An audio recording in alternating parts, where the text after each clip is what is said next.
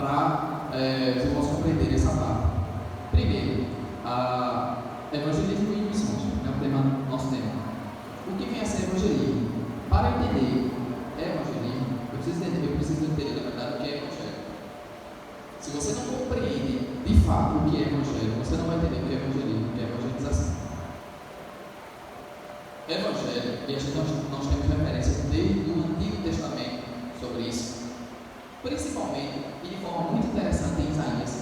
Isaías, se você quiser tomar nota, 40, versículo 9, 52, versículo 7 e 61, versículo 1, que é justamente o texto da lição, né? O texto da leitura bíblica da lição, vai mostrar que ele vai falar sobre boa nova.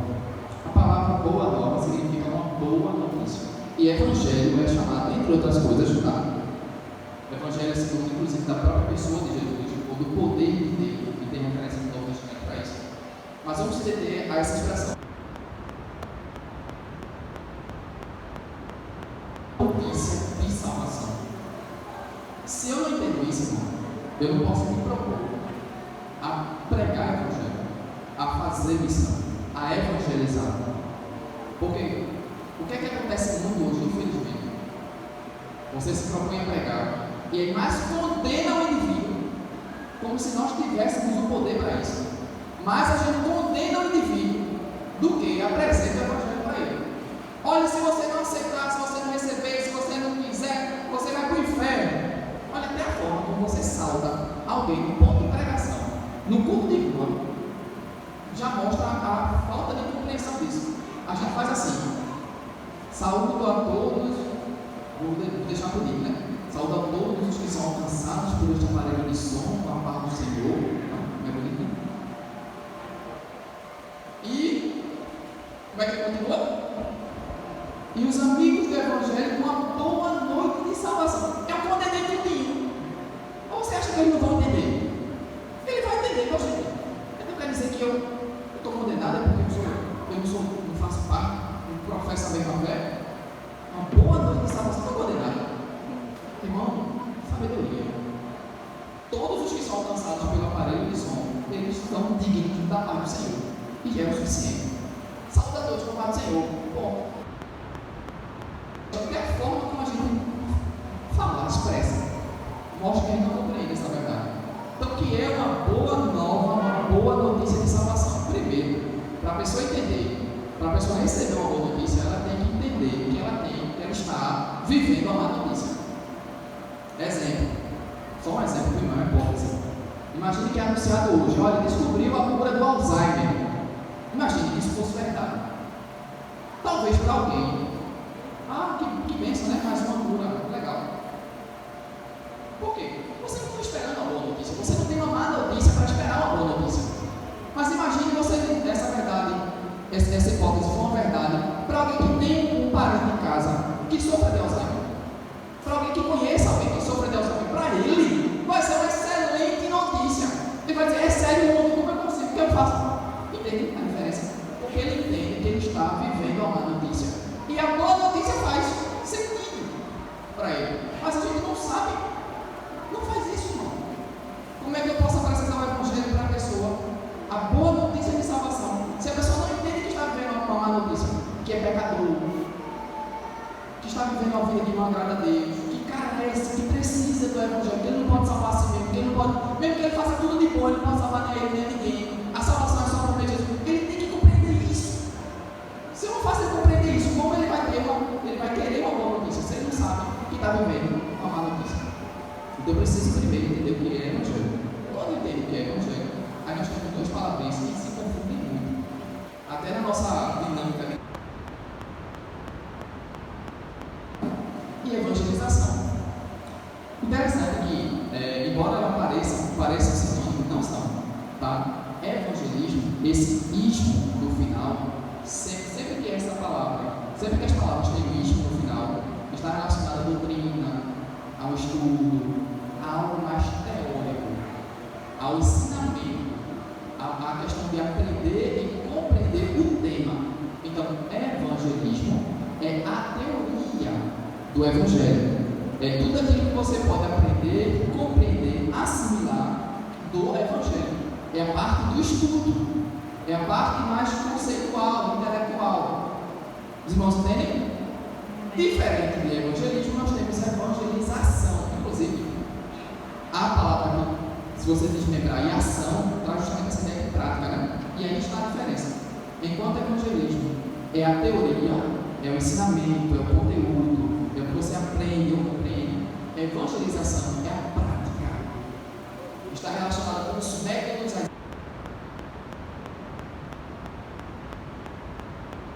uma prática, com a ação, com o ato de fazer, de ir a campo, de ir à rua, de falar, de pregar, de proclamar. É a prática da coisa.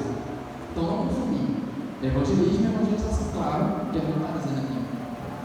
Que você vai ser dogmático agora, né? Aí imagine, chega depois, o pastor, Deus me engano, chega depois o pastor e fala uma palavra para você da outra, você vai dizer, não, pastor, está errado, porque Jean, ainda disse, não, não, porque Jean disse que é diferente, pelo amor de Deus. A gente vê muito, olha, simpósio de evangelização, ou evangelismo em massa. Veja, tecnicamente, nos termos técnicos, as palavras estão no sentido contrário. Se é simpósio, é estudo, é teoria, então deveria ser simpósio de evangelismo. Se evangelização, é campo, é rua, eu falei evangelização é massa, né, Paulo? Se é sair a campo, é a prática, então deveria ser evangelização em massa. Mas claro, você vai ver muito isso de forma alternada, e você não vai se propor, não, está errado, e aí às vezes cria um mal-estar por qualquer detalhe. O que importa? É estar aqui aprendendo e estar lá pregando, é o que importa. Se o nome está tocado, se não está, o que importa? Ele está fazendo, você está fazendo, é o que importa. Mas se você tem a oportunidade de aprender o certo e falar o certo também, você não vai ficar corrigindo ninguém, amém? Ainda mais usando o nome, né? E aí, entendido o que é evangelho, evangelização e evangelismo, é interessante falar também sobre evangelista. Nós temos, né, alguns evangelistas, e a referência evangelística, para deixar claro, no Novo Testamento nós temos pelo menos 3 referências ao evangelista como dom. Nós temos, se você quiser tomar nota, Atos 21 e 8, Efésios 4 e 11, que inclusive fala do dom mesmo, né? E 2 Timóteo 4 e 5. Esses textos mostram uma pessoa que tem uma habilidade especial, extraordinária. Não estamos falando de cargo, estamos falando de pessoas que foi dado por Deus um dom, uma dádiva específica para fazer evangelização, para pregar o evangelho. Só aquelas pessoas que têm um talento, algo dado por Deus mesmo para a evangelização. Aí a gente usa, e eu espero que esteja claro mesmo, eu não estou me referindo ao cargo, ao ofício, à posição eclesiástica, mas ao dom. Isso é tão claro que no Novo Testamento nós temos pessoas com cargos específicos, cargo eclesiástico, ofício específico, mas com o dom de evangelista. Por exemplo, Filipe. Filipe ele era diácono de cargo, mas ele tem o dom de evangelista. Exemplo atual. Você nem se entende bem com Billy Graham. Billy Graham ele tem um cargo específico eclesiástico, mas ele era evangelista. Olha, nitidamente você já viu aquele homem pregar.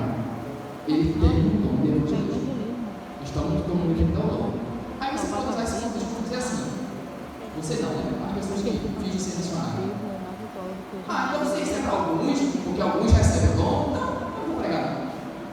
Eu não vou evangelizar, não. Eu não vou fazer missão, não. Porque é para alguns específicos. É para quem tem o dom de evangelista. Não é para mim. Aí a gente vai lá para o texto de Marcos 16 e 15. E eu acho interessantíssimo esse texto, porque Jesus ele diz assim, né? Ide por todo mundo, ou pelo menos é assim. A versão está assim: ide por todo mundo e pregar o evangelho a toda criatura. Só que o que é interessante é que a gente associa a ordem, o mandamento, a ordenança ao ide. De forma que a gente diz assim, né? Vamos cumprir o ide. Olha, irmão, aprende isso aqui. A ordenança não está no ide. Porque tanto Marcos quanto Mateus falam ide. A gente falou, porém, ide de Mateus é ensinar. Ide ensine, faça discípulos, ensine. E o ide de Marcos é para pregar, só que a ordem não é o ide. A palavra ide ali, no original, ela tem mais o sentido de gerúndio. Não sei se vocês sabem, gerúndio na nossa língua são aquelas palavras que terminam. Jean está falando. A ideia de continuidade. Falando. Jean não falou. Jean não vai falar. Jean está falando.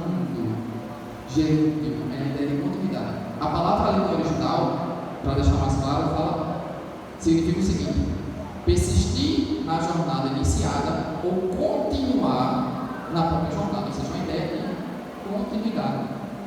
Então, a melhor tradução seria indo por todo mundo, pregue o Evangelho. Porque o ide, a ordem, não está. A ordem, melhor dizendo, não está. O imperativo não está no ide. Porque, gente, a ideia é que você já deve entender que você deve estar indo. Você não vai esperar Jesus, o anjo aparecer, você receber o dom ou alguma coisa extraordinária e olha, Jean, você tem que ir. Não. A partir do momento que eu me converti, eu tenho que compreender que eu fui chamado para ir, eu tenho que estar indo. E se eu estiver indo, aí vem a ordem. Mas eu tenho que estar, não parar. Não esperando, vou esperar o dom de evangelista.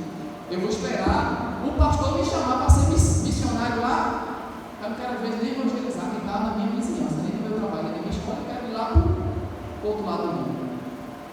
Eu já tenho que estar indo, irmão. Aí Deus vai me ensinar, vai capacitar, vai dar e vai dizer: agora pregue. E pregue com ousadia. Alguns Deus consegue, mas para todos, como Paulo diz, né, é imposta a obrigação, entenda isso, no sentido de dever voluntário de você pregar o Evangelho do Senhor. Amém? Amém. Pronto. Então,